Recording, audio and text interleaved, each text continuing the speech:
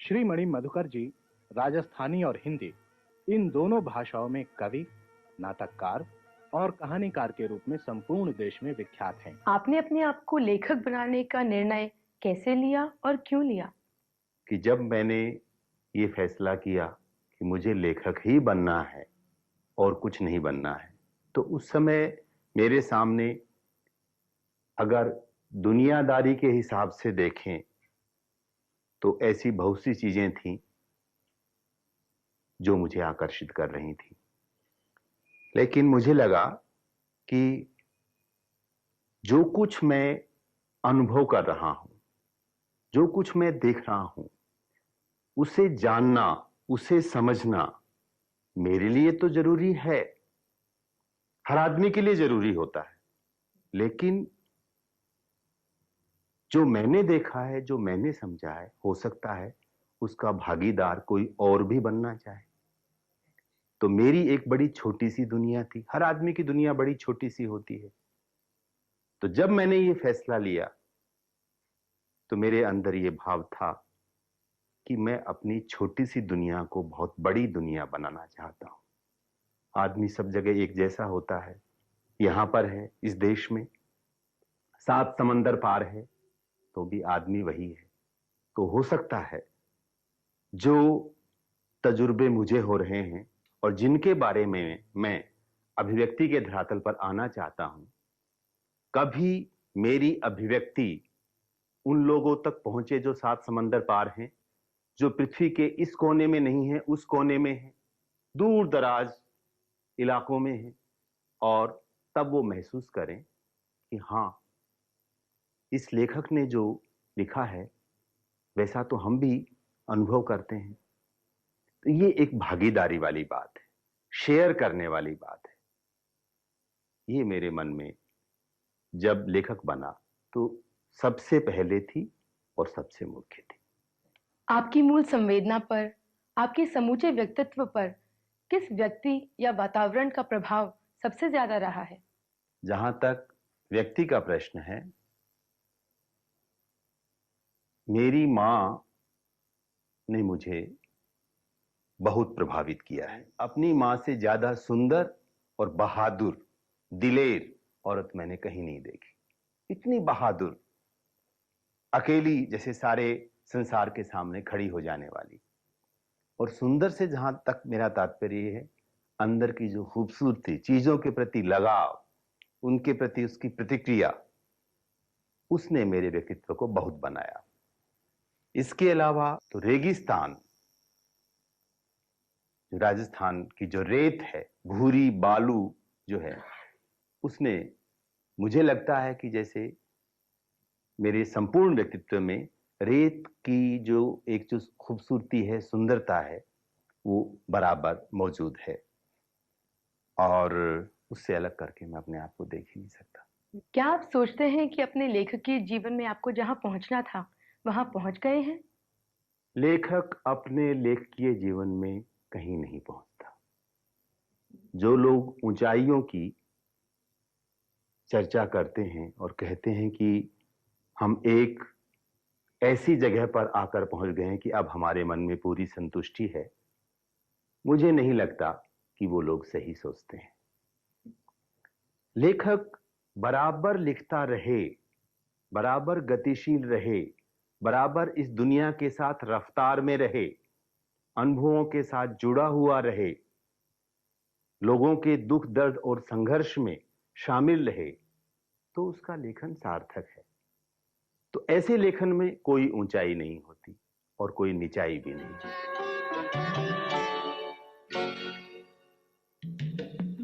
पग फेरो काव्य संग्रह की कविताओं ने श्री मधुकर जी को एक कवि के रूप में स्थापित किया, सम्मान भी दिया, लेकिन उन्होंने कविता में नए नए सफल प्रयोग करने कभी नहीं छोड़े।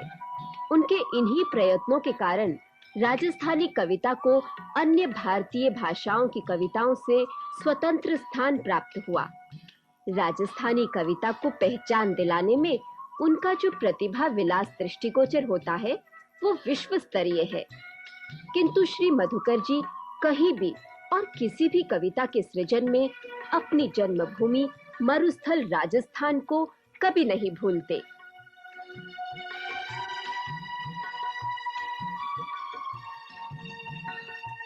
ये राजस्थान में रोइडो वृक्ष होता है। रेत के टीलों के बीच में एक अचानक जब आपकी निगाह पड़ती है तो पेड़ नजर आता है जिस पर लाल लाल फूल खिले हुए होते हैं, उसे रोइडो कहा जाता है। बरसों तक बारिश नहीं होती, अकाल पड़ा रहता है, फिर भी रोइडो के पेड़ में लाल लाल फूल आते हैं। वो हमारी आशा के, मनुष्य की आशा और उत्साह के प्रतीक हैं। और आशा सिर्फ एक जगह जन्म नहीं लेती, वो सारी दुनिया में फैली हुई होती है। इसका इस कविता में उल्लेख है। रोइडेरा लाल लाल फूल मारी हथेली में, कठेशू आया रोइडेरा बीज, कुण लगायो ओ बांको जब्बर रूख, किण हाथा वी इंडी सार संभाल, अंधार आंधी में उड़तो आयो, पुरखा लगायो रोइडेरो रूख, फिर दादो सा न बाबो सा न बेटा न पोता न पड़पोता करता रहा इंडी देख बहाड़, आ सुरख फूलारो रिछफाल एक पूरो कुणबो।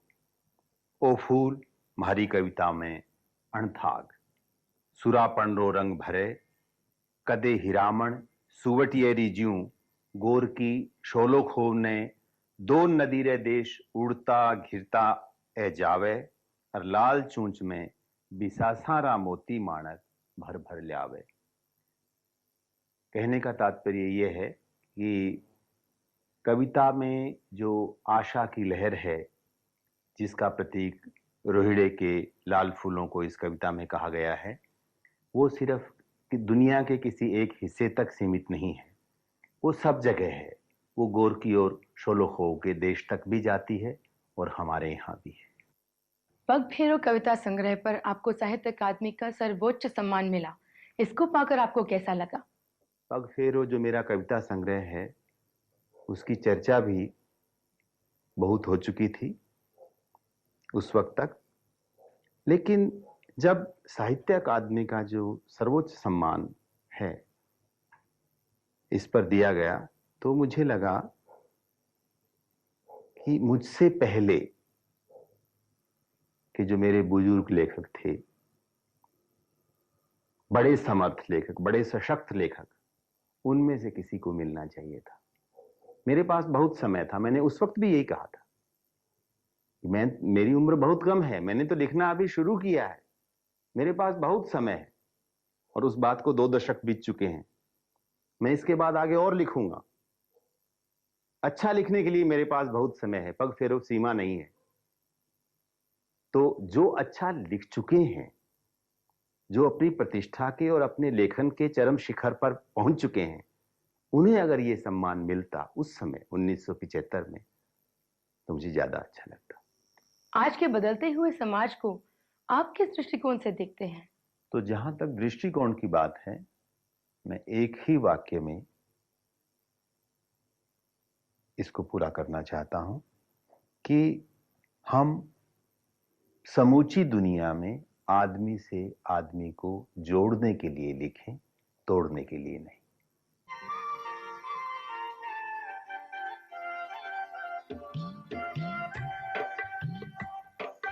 श्री मधुकर जी को बचपन से ही प्रकृति से लगाव रहा है। प्रकृति से प्रेरित होकर उन्होंने अपनी कई कविताएं, कहानियों की रचनाएं की हैं। आज वो हिंदी कथा में एक श्रेष्ठ कहानीकार के नाते जाने जाते हैं। उनके कई कहानी संग्रह प्रकाशित हुए हैं। पिछला पहाड़, सूखे संसार का भूगोल, भानुमति, एक वचन बहुवचन, गंध के कलियारे जैसी कृतियां प्रमुख हैं। इन कहानियों में मधुकर जी ने विविध विषयों पर लेखन किया है, जिसमें शोषण, राजस्थान के अकाल पीड़ित जीवन का चित्रण और समाज के निम्न वर्ग का संघर्ष आदि प्रमुख विषय हैं। साधारणतः वो अपनी कहानी की शुरुआत वातावरण निर्मिति के साथ करते हैं, जिस कारण कहानी के विकास की दिशा पाठक को भ्रम में डालती है, परंतु उनकी कहानी सहजता से मोड़ लेकर पाठक को अपने अनुभवों के सुखद क्षणों में बांध देती है। आपके सबसे सुखद क्षण कौन से होते हैं? जब मुझे कुछ लिखने के बाद ऐसा महसूस होता है कि जितना और जैसा और जिस तरह से मैं अभिव्यक्त करना चाहता था वो मैं कर चुका इस कृति में, तो सचमुच मुझे बड़ा रोमांच होता है और मैं कई कई रोज तक बहुत खुश रहता हूं। आपके बाद की पीढ़ी के प्रति आपका क्या नजरिया है? ये जो नई पीढ़ी आ रही है, ये पीढ़ी जो मुझसे आगे की पीढ़ी है, जहां हमारे मन में थकान आ गई है वहीं से उनका उत्साह शुरू होता है। हम जहां थक कर रुक गए हैं वहीं वो उत्साह से दौड़ना शुरू कर रहे हैं।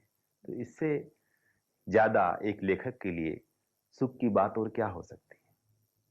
तो मैं तो नई पीढ़ी को बहुत ही जिम्मेदार मानता हूं और असल में नई पीढ़ी मेरे सपनों की पीढ़ी है। मैं उनकी आंखों में अपने सपने देखता हूं। पग फेरों से शुरू हुई मधुकर जी की सफल साहित्यिक यात्रा आज मात्र 2 दशक में एक विशाल बट वृक्ष की तरह समृद्ध है। पग फेरों के पश्चात उनका दूसरा प्रमुख काव्य संग्रह घास का घराना भी काफी चर्चित कृति रही। काव्य के अलावा जहां तक गद्य लेखन का प्रश्न है, उसमें नाटक, उपन्यास, समीक्षात्मक लेखन जैसी सभी साहित्यिक विधाओं में उनकी प्रतिभा हमें दृष्टिगोचर होती है। श्री मधुकर जी ने उपन्यास जैसी विधा में भी अपने लेखन सामर्थ्य को दर्शाया है। वर्तमान उपन्यासों में उनके लिखे उपन्यास जैसे पिंजरे में पन्ना और सफेद मेमने को राजस्थान की पृष्ठभूमि पर लिखे गए उपन्यासों में अग्रिम पंक्ति में रखा जाता है। कविता, कहानी और उपन्यास के अतिरिक्त उन्होंने नाट्य लेखन में भी सृजन किया है। उन्होंने अपने स्वभाव के अनुसार नाटक में भी प्रयोग किया है। उनके इन प्रयोगों के कारण ही राजस्थान के नाटक मंचन में प्रयोगधर्मी नाटकों की शुरुआत हुई है। उनके साहित्य में योगदान को देखते हुए श्री मधुकर जी को अनेक प्रतिष्ठित सम्मानों से गौरवान्वित किया गया है, जिसमें विभिन्न संस्थाओं के पुरस्कारों से लेकर राष्ट्रीय स्तर तक के पुरस्कार सम्मिलित हैं। इसमें साहित्य अकादमी का पुरस्कार भी शामिल है। अलावा इसके उनकी रचना सफेद मेमने को दक्षिण साहित्य संगम ने पुरस्कृत किया है। इतना ही नहीं, उनके लिखे नाटक रस गंधर्व को ऑल इंडिया ड्रामा फेस्टिवल में 3 बार पुरस्कृत किया जा चुका है। इन पुरस्कारों के अलावा उनका सही पुरस्कार है उनकी रचनाओं के प्रति समय समय पर लिखे गए लेख, टिप्पणियां और समीक्षा। श्री मधुकर जी समकालीन भारतीय लेखक एवं कवियों में अपना अलग स्थान रखते हैं और इसी से उनकी प्रतिभा की अद्भुत क्षमता दृष्टिगोचर होती है।